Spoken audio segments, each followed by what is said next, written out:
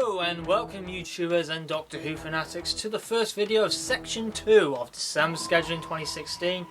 This video is a guide to the EDA books, just a short basic guide on the EDA books. I won't go crazy on the EDA books within this video because I'll leave that to my reviews, but also I will discuss my early predictions on the Doctor Who books, such as my top 10 or top 5 most EDA books I'm most looking forward to, and top 5 books which I'm not looking forward to. So I suspect this video might be around about 10 to 15 minutes, a nice short video. It seems a lot of people like my short videos, you know. Sometimes I do one of these videos and people like it. And they seem to get very good feedback. I've seen like the 5 Guilty Pleasures video, that one really did well, and I didn't expect this video to do well at all. Or like people really enjoyed it, but it's my childhood stories video. Thank you for the good opinions on it. I personally thought it would just be a rather basic video, but there you go. So yes, in 2017, next year, I will be doing a marathon on the Doctor Who 8th Doctor Adventures. This is the 8 Doctors all the way to the Gallifrey Chronicles. Now I highly doubt that these will all be done, all reviews done in 2017. This will probably be a series that lasts for quite some time, from 2017 to 2018, because there are a lot of stories in the EDA range. Plus I'm also going to throw in Fear itself in there as well, because why forget that one? I know where it goes chronologically. Yeah, there's always a massive battle and competition, not really now, but back in the day, Virgin and BBC books, you know, people compared which one's better, the Virgin books or the BBC books. It's not really a big thing now, and I was going to do a video of BBC books versus Virgin books, but I'm not going to do that video until I've read a lot from each range, so make it a little bit more fair and I can justify myself a lot more. So that'll be a video that'll happen down the line. Yeah, there are 73 Doctor Who EDA books altogether, 74 if you include Fear itself. And the plot of the EDA books, this follows on from the TV movie. The 8 Doctors follows from the TV movie. Some people get confused with the placement of the EDA books. To be honest, when I first looked at that, I was a little bit confused, like where do these go? Like when you think of Big Finish, for example, where do these go?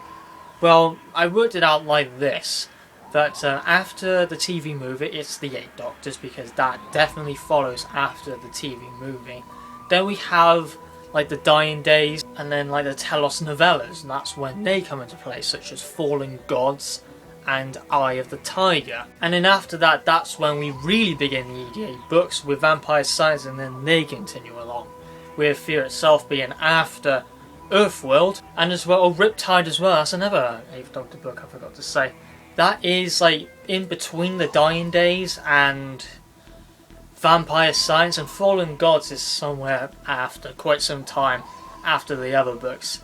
Somewhere chronologically is quite close to like Earthworld, for example.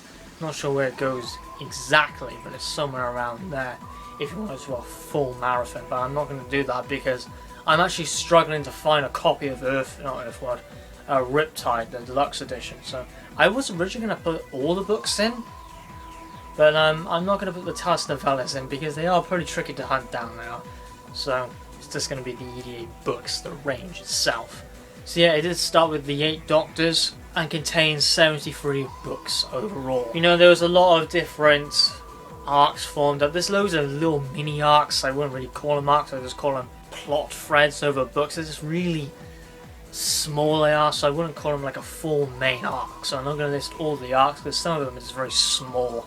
You know, like the main arcs within the EDAs is the Faction Paradox arc, the Earth arc, very small series and very understandable series as well when you look at it, and the Sabbath arc. So there are 3 main arcs really. The other ones are just very small, and I haven't experienced these arcs yet, so I'm not going to discuss about them.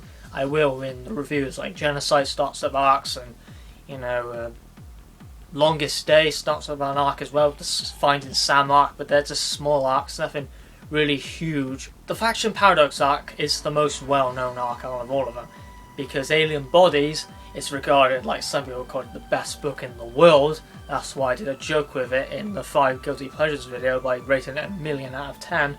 I haven't read it, but that was just a joke because the Croutons are in it. And the faction paradox were created by Lawrence Miles, and these are actually teased and foreshadowed in Christmas on a Rational Planet. They were teased in another book, supply like continuity and whatnot. That was in a book which I'll name nameless, and a very good book. And these were voodoo cults, the faction paradox were, and they are a recurring antagonist in the EDA books, the main books. Now there's loads of them where they have faction paradox continuity. These are the main books where the faction paradox have a strong connection to the story or are in the story.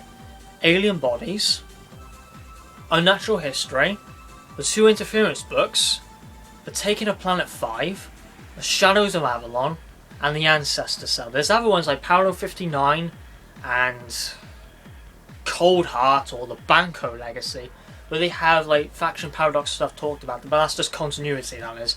They're not actual faction paradox stories, so there's really 6 main ones. Now the faction paradox was a series pretty all over the place because multiple writers were working on it. We had Lawrence Miles, who created it. We had Jonathan Blum and Kate Allman. We had as well Peter Anglehedes and Stephen Cole. And there's a lot of writers to work this huge arc out, and I don't think there was really any communication that well to, you know, move the arc along. Things got very confusing.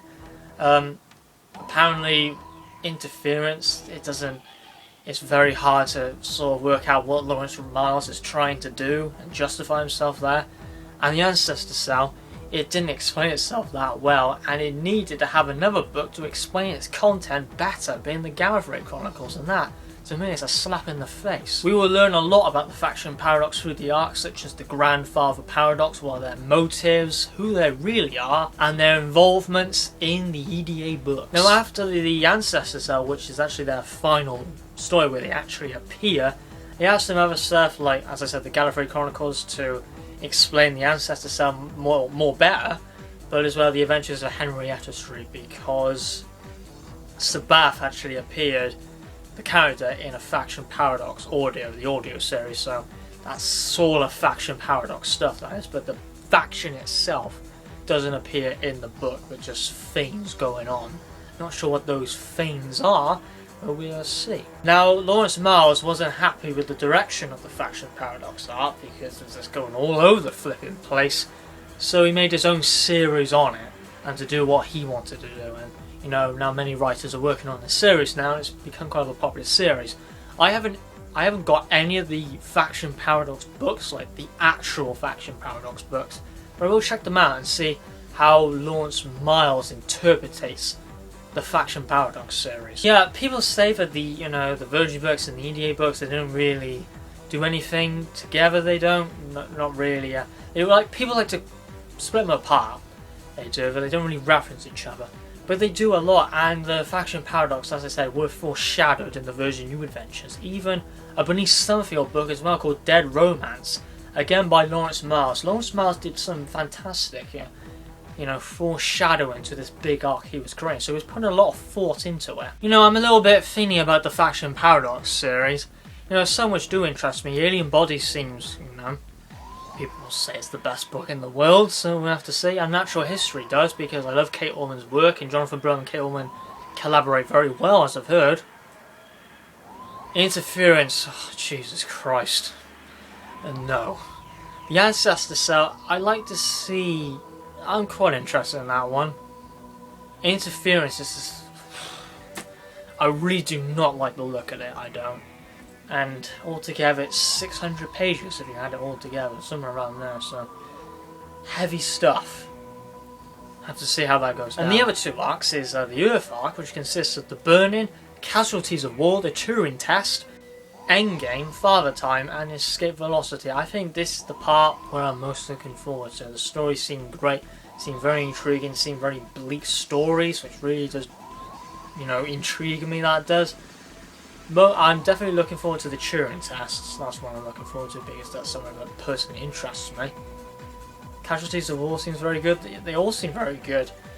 The Father Time is the one where it does something very experimental and different, and Escape Velocities does seem like the weak link, which is a shame because it's actually the last one. Again, this series, this arc, the 8th Doctor has amnesia again, but it makes sense because of the events that happen in the Ancestor Cell.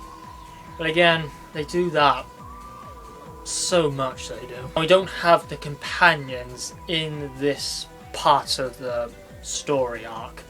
They're not in it. So, again, I'm not going to tell you why that is. And then we have the Sabbath arc. In my personal opinion, I think the Sabbath arc looks a little bit worse than the Faction Paradox arc. Stuff like History 101 seems like it changes a lot of stuff that already has been done, but it interpretates it in a different way.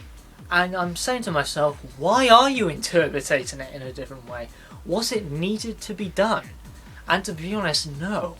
I think it was fine in the Faction Paradox series, but when you grab something which has already been interpreted and you interpretate it into something different, it feels very nonsensical, really, because what's the point of doing it? And why are you doing it?